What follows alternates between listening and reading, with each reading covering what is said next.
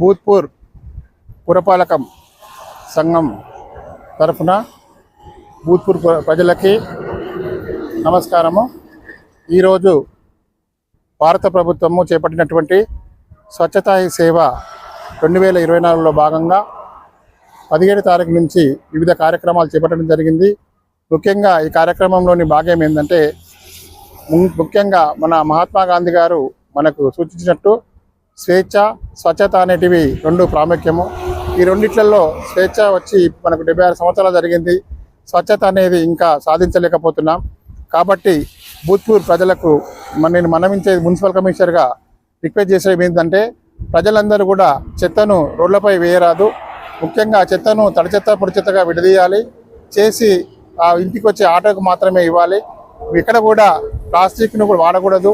ఈ ప్లాస్టిక్ వాడడం వల్ల ఇది ఎంత హానికరమో మనం అన్ని వీడియో ఛానల్లో కానీ, టీవీలలో కానీ, ఇప్పుడు వచ్చే యూట్యూబ్లో కానీ తెలుస్తున్నది. కాబట్టి 100 మైక్రాన్స్ లోపల ఉన్న ప్లాస్టిక్ను కూడా కంప్లీట్ వాడకుండా అందరూ సహకరించాలి. ఎందుకంటే ఈ ప్లాస్టిక్ వాడడం వల్ల క్యాన్సర్ అనేది కూడా బాగా విస్తృతి చెందుతుంది. కాబట్టి ప్రజలందరూ గ్రహించాలి, అందరూ ఆరోగ్యంగా ఉండాలి. గవర్నమెంట్ ఉద్దేశం ఏంటిదంటే, ఎప్పుడు కూడా ఇయర్లీ ఒకసారి ఈ ప్రోగ్రామ్ను తెలంగాణ ప్రభుత్వం కానీ, సెంట్రల్ గవర్నమెంట్ కానీ, తెలంగాణ ప్రభుత్వం మొన్న స్వచ్ఛదనం పచ్చదనం ప్రోగ్రామ్ అని చేసింది. మళ్ళీ ఇప్పుడు సెంట్రల్ గవర్నమెంట్ స్వచ్ఛతా సేవ అనే ప్రోగ్రాం 2 చేసింది. కాబట్టి అందరి ఉద్దేశం ఒకటే, ఏమి ఉండేది అంటే పట్టణాలు అనేటివి క్లీన్గా ఉండాలి, మనమందరం మంచిగా ఉండాలి, క్లీన్ అండ్ గ్రీన్గా ఉండాలి. అంటే గ్రీన్ అనేది దేనికి, మనకు మంచి ఎన్విరాన్మెంటల్ అంటే మంచి మనకు వాతావరణం కలిగించాలి. క్లీన్ అనేది మాత్రము ప్రతి పట్టణం క్లీన్గా ఉంటేనే ప్రతి ఒక్కటి కూడా బాగుండాలి. ముఖ్యంగా మన పట్టణంలో ఇప్పుడు వరకు కూడా ఏది కూడా మనం స్వచ్ఛత బాగా పాటిస్తున్నాం.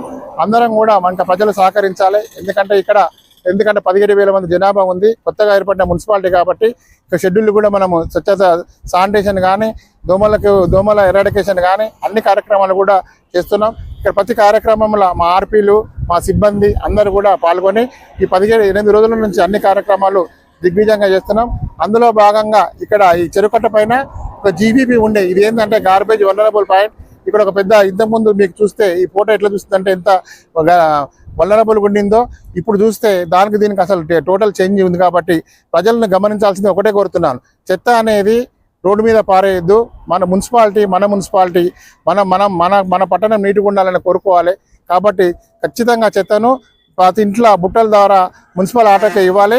భూత్పూర్ మున్సిపాలిటీ స్వచ్ఛతకు ముందుండాలని కోరుకుంటూ ఈ అవకాశం ఇచ్చినందుకు ధన్యవాదాలు. Thank you.